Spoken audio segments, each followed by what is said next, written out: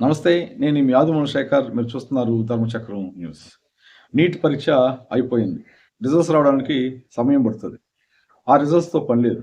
ఇప్పటికే మనం పరీక్ష ఎలా రాసాం, మనకు ఎన్ని మార్కులు వస్తాయి, ఈసారి సీటు వస్తుందా రాదనే విషయాలు పరీక్ష అయిపోతేనే విద్యార్థికి ఒక స్పష్టత అయితే వచ్చేస్తుంది. ఎందుకంటే గతంలో కట్ ఆఫ్స్ చూసుకొని తనకి ఈసారి ఎన్ని మార్కులు రావచ్చు నాకు అంచనా వస్తారు కాబట్టి సీటు వస్తుందా లేదన్న ఒక అంచనా కూడా మనం వేసుకోవచ్చు. సరే ఖచ్చితంగా సీట్ వస్తుంది అనుకున్న వాళ్ళ గురించి ఇబ్బంది లేదు. వాళ్ళు ఖచ్చితంగా ఏ కాలేజీలో చేరాలి, ఏదైతే బాగుంటుందని ఎక్సర్సైజ్ చేస్తారు. ఆ ప్రయత్నం వాళ్ళు ఉంటారు. ఖచ్చితంగా సీటు రాదు మనకు అనుకున్న వాళ్ళు ఏమి చేయాలి అనే విషయాన్ని నేను ఈ వీడియోలో చెప్పే ప్రయత్నం చేస్తాను.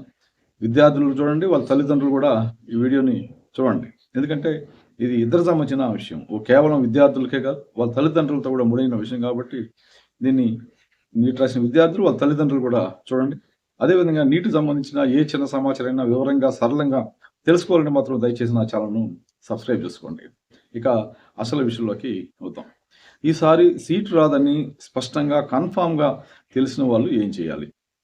లాంగ్ టర్మ్ వెళ్ళి ఇంకో ప్రయత్నం నీట్గా 2026 నీట్లో ప్రయత్నం చేయాలా, లేకపోతే ఎంసెట్ లాంటి పరీక్ష రాసి పారామెడికల్ కోర్సులో లేకపోతే నర్సింగ్ టెస్ట్ రాసి నర్సింగ్ను కెరీర్గా ఎంచుకోవాలా అనే దానిపైన నిర్ణయం తీసుకోవాల్సిన అవసరం అయితే ఇప్పుడు ముందుకు వచ్చేస్తుంది. అనివార్యంగా మన ముందుకు వచ్చేస్తుంది. నేను దీనికి సంబంధించిన ఒక స్పష్టత నాకున్న అవగాహన మేరకు కొన్ని విషయాలు చెప్పే ప్రయత్నం చేస్తాను. 2026 నీటిలో ఖచ్చితంగా సీటు మనం కొట్టగలము అన్న నమ్మకం ఉన్న విద్యార్థులు ఖచ్చితంగా లాంగ్ టర్మ్ వైపే అడుగులు వేయండి. ఒక సంవత్సరం వేస్ట్ అయితే పెద్ద నష్టమేమీ కాదు. నీట్ మొదటి ప్రయత్నంలో విఫలమైనంత మాత్రాన ఇక మొత్తం దారులన్నీ మూసిపోయినాయని బాధపడాల్సిన పని లేదు. నీటి పరీక్ష రాసే వాళ్ళు దాదాపు 50% మంది మాత్రమే మొదటి ప్రయత్నంలో విజయం సాధిస్తున్నారు. మిగతా 50% మంది రెండో ప్రయత్నంలోనూ మూడో ప్రయత్నంలోనూ విజయం సాధించి ఎంబీబీఎస్లో చేరుతున్నారు. నేను సంబంధించిన వాళ్ళు గతంలో నేను చూశాను.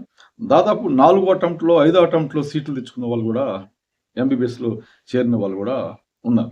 అందుకని మొదటి అటెంప్ట్లో ఫెయిల్ అయినంత మాత్రాన మొత్తం ఇక ఎంబీబీఎస్ మార్గాలు మూసిపోయినాయని మీరు భయపడాల్సిన అవసరం అయితే లేదు.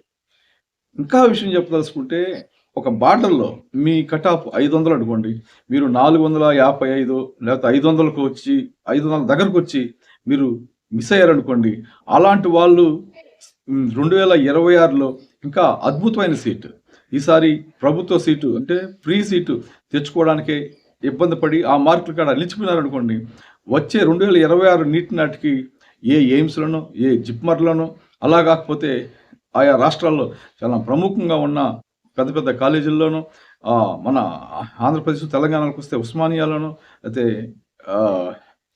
ఆంధ్ర మెడికల్ కాలేజీలోనూ కర్నూలు మెడికల్ కాలేజ్ ఇలాంటి పెద్ద పెద్ద ప్రతిష్టాత్మక మెడికల్ కాలేజీలోనే సీటు కొట్టడానికి అవసరమైన ప్రణాళికని మీరు చేసుకోవాలి. ఈసారి 2025 నీటిలో మనకు సీటు వచ్చుంటే ప్రభుత్వ కాలేజీలో అట్టడుగున్న ఉన్న ఏ కాలేజీలో సీటు వచ్చిందనుకుంటాం, వచ్చే పరిస్థితి ఉండేదనుకుంటాం ఇంకో 4 మార్కులు వచ్చితే. కానీ నెక్స్ట్ చేసినప్పుడు ఇక్కడ కాదు, మనం ఏదైతే మన వల్ల కాదు అనుకున్నామో అలాంటి ప్రతిష్టాత్మకమైన కాలేజీలోనే సీటు రావడానికి అవకాశం ఉంటుంది. ఎందుకంటే ఈ సంవత్సరం మొత్తం ఇక ఐపీ చదివే అవసరం ఉండదు. ఆల్రెడీ మీరు సబ్జెక్టు బాటనీనో జువాలజీనో కెమిస్ట్రీనో ఫిజిక్స్నో ఒక 50% 60% చదివేసి ఉంటారు. దానిపైన మీకు అవగాహన బాగా వచ్చి ఉంటుంది కాబట్టి మిగిలినది ఏమంటే ఆ మిగిలిపోయిన భాగం ఒక 20% 30% మిగిలిపోయింది. దానిపైన పట్టు సాధించడానికి మనం ప్రయత్నించాలి. అంటే ఒక సంవత్సరం మొత్తం కలిపితే ఇప్పుడు చదివిన సిలబస్లో ఒక సగం 50%, 30%, 40% చదివితే మాత్రమే మనకు సరిపోతుంది. ఎందుకంటే ఆల్రెడీ మనకు ఒక 500 మార్కులు లేకపోతే 450 మార్కులు ఒక 300 మార్కులు 350 మార్కులు వచ్చాయంటే మనం అందులో ఒక 50% 60% సిలబస్ని కవర్ చేసినామని వాటిపైన మనకు అవగాహన వచ్చిందని అర్థం. ఇక మిగిలిన సిలబస్ ఎంత ఉంటుంది, ఒక 50% ఉండొచ్చు అనుకుందాం. కాబట్టి ఆ 50%గా మనం చదవాల్సింది. ఒక సంవత్సరం మొత్తం దాని మీద చదువుతాం కదా. అందువల్ల ఇప్పుడు 300 వచ్చిన వాళ్ళకి నెక్స్ట్ ఇయర్ 500 రావచ్చు, 600 రావచ్చు. ఈసారి 400 వచ్చిన వాళ్ళకి నెక్స్ట్ 650 రావచ్చు, ఈసారి 500 ఆగిపోయిన వాళ్ళకి వచ్చే నీటిలో 650, 700 కూడా వచ్చే అవకాశం ఉంది. అందుకని బార్డర్లో ఆగిపోయిన వాళ్ళు నిరాశ చెందకుండా ఇప్పుడు ఏ ప్రభుత్వ అట్టడుగు కాలేజీలో సీటు సంపాదించుకునేదానికంటే కూడా వచ్చే నీటిలో ఒక ఎయిమ్స్లోనో జిప్మర్లోనో సీటు సాధించాలి అనే లక్ష్యాన్ని ముందు పెట్టుకొని సాగితే ఖచ్చితంగా మీరు ఇప్పుడు సీటు కోల్పోవడమే, ఇటు రాకపోవడమే మేలు అనే పరిస్థితి కూడా అనిపించవచ్చు ఆ రోజు వచ్చినప్పుడు. ఇక దీన్ని అందరూ ఇదే చేయాలా అంటే కష్టం. నేను ఒక విద్యార్థితో నాకు తారసపడ్డా. ఆమె 6సారి నీట్ రాశారు మొన్న 2025లో. 5 సార్లు 6 సార్లు రాసినప్పుడు కూడా సీట్ రాకుండా ఉంటే అది ఖచ్చితంగా అలాంటి వాళ్ళు ఈ నీట్ ప్రయత్నాలు విరమించుకోవడం మంచిది. వేరే కెరీర్ని చూసుకోవాలి. మొండి పట్టుదలతో నేను ఎప్పుడైనా సీటు సాధిస్తానని 5 సంవత్సరాలు 6 సంవత్సరాలు నీట్ రాసుకుంటా ఉంటే మళ్ళీ ఎప్పుడు సీటు సంపాదించాలి, మరి ఎప్పుడు ఎంబీబీఎస్ చేరాలి, అది ఎప్పుడు పూర్తి చేయాలి, ఇలాంటివన్నీ చాలా సమస్యలు ప్రశ్నలు అయితే మన ముందుకు వస్తాయి.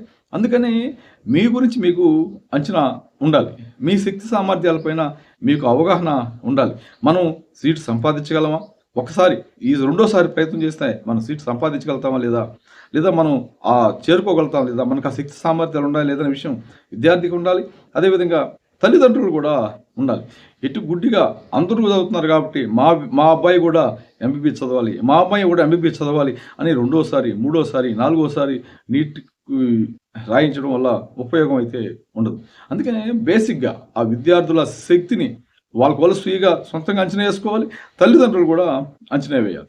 నిజంగా మనకు అందుకోలేడు, ఈ నీట్ని క్రాక్ చేసే పరిస్థితి లేదు అనే పరిస్థితి వస్తే ఖచ్చితంగా వదిలేసి వేరే మార్గాలు, వేరే కోర్సులు చదివించాలి. ఎంబీబీఎస్ ఒకటే కాదు కదా, రకరకాల కోర్సులు ఉన్నాయి కదా, వాటిపైన దృష్టి పెట్టాలి.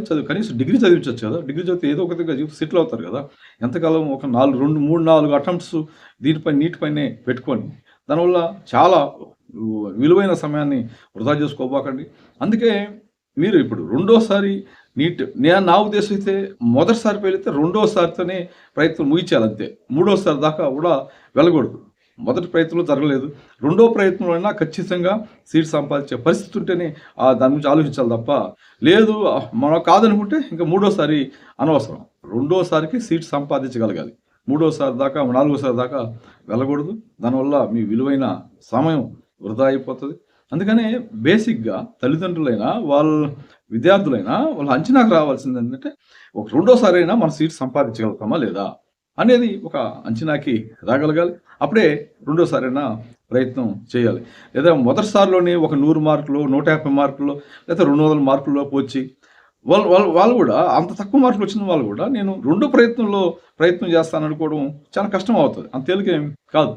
కనీసం ఒక 350, 400 మార్కులు దగ్గర ఉంటే రెండో ప్రయత్నంలో విజయం సాధించవచ్చు. 200 మార్కులు కూడా కన్నా కష్టంగా తెచ్చుకొని నేను రెండో ప్రయత్నంలో ఎక్కువ మార్కులు, ఒక 400 మార్కులు, 500 మార్కులు, 600 మార్కులు తెచ్చుకునేస్తానంటే చాలా కష్టమవుతుంది.